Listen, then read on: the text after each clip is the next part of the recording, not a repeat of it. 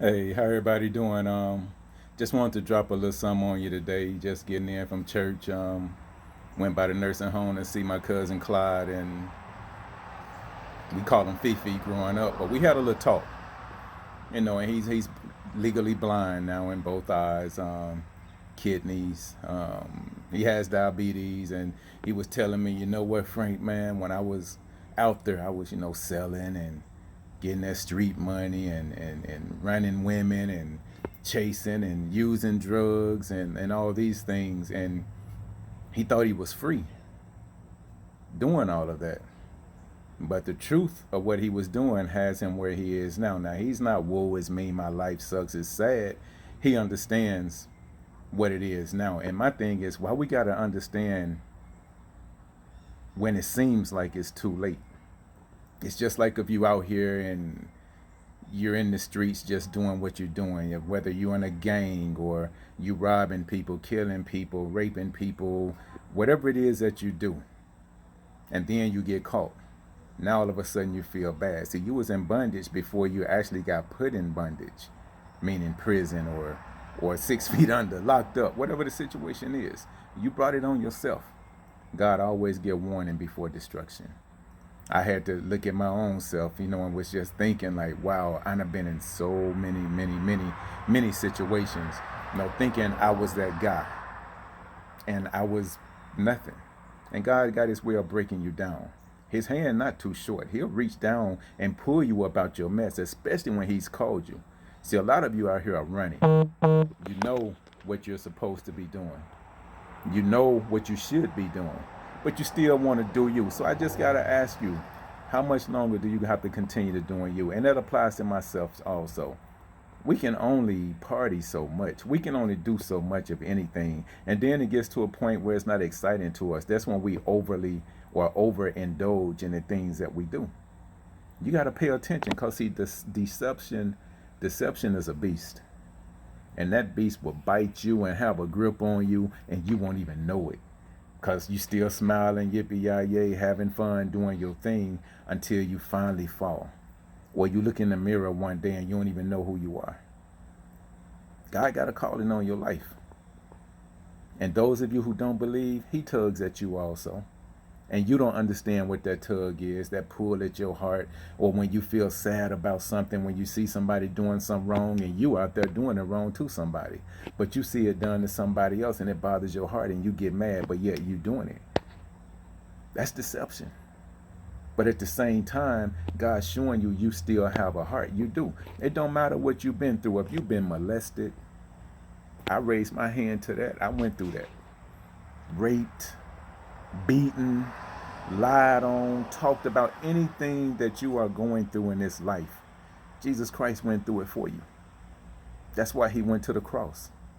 Now you can argue, you can call him whatever you want to call him, because he got many names. But the bottom line, Jesus Christ gave his life for you. God wrapped himself in flesh, came here to this earth, showed us how we're supposed to be, went through all we went through. I mean, come on, it was God. If he wanted to, he could have just and just wiped everything away and started over again.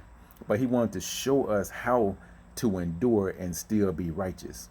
Because those who do you wrong, if they see you not retaliating, they going to sit back and think and scratch their head like, man, especially when they know how you used to be. But that's who you used to be. You're a new creature in Christ. You know who you are. When you smoking your weed, when you drinking your liquor, when you with that married woman, when you with that married man, when you with somebody of the same sex, deep in your heart, no matter how you feel, but deep in your heart, you know you're doing wrong. You know it. But that's why you keep doing it more and more and more and more, so you can desensitize yourself. But you can't desensitize yourself from God. It'll drive you nuts. And that's what the devil won't, because now he got his hook in you, and he gonna keep reeling you and reeling you and reeling you in, and for you know it, you in this box with your arms crossed, or you in this cage that's probably the size of your closet, pacing back and forth like a trapped animal, because God gave you a chance. You don't even have to be locked up. You can just be out here in your own world, and you can wonder, no matter what you do and how you do it, you do not have no peace. You do not have joy. You do not have no happiness about yourself. Bondage is what I'm talking about. It's real. It's real. You may have grabbed something for this and maybe not. But see, Christ came that we may have liberty, that we may be free.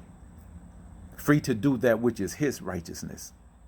Speak to your neighbors. Show yourself kind. Be friendly. Be the iron that sharpens other iron. Think about the wrongs you do. Look in the mirror. Be honest with yourself. Call out your hypocrisy. Call out your foolishness. Call out your wrongs. And if you're really tired of it, God is patient. He's patient. And he'll wait for you. And he'll be right there to guide you out. You can't do no more than what you've already done. Even the youngsters out here, they wilding out. They are beyond wow. Some of them say they don't care. They do all the mess they do. They don't realize the enemy is just puppeteering them around. Just like he did us until we wake up, or till we woke up. Till God woke us up. He removed the scales from our eyes. So I just want you to pay attention to your walk. Look at yourself. You will see your own bondage. Oneness is key, and that oneness is in Christ. So you have the key that can unlock anything that you're in. You just have to be patient and let him work out that mess out of you, so that when he give you what he has for you, you won't have to worry. You won't have to stress if somebody gonna come take it, because he gave it to you. Understand that. He doesn't want us in bondage. He took the children out of Israel. They was in slavery 400 years. Now, when you get accustomed to being a certain way, you become that way. That's all you know. But deep inside, you know it's something else. That's why they prayed. Christ came, God delivered them, and they still murmured. They still complained because they was used to it. You brought us out here to die. At least there we was eating all we want. But they was working like Hebrew slaves, which is what they were. And they were miserable. So how can you be miserable in your freedom? You have to think about that. Bondage is real. So I'm going to let it be.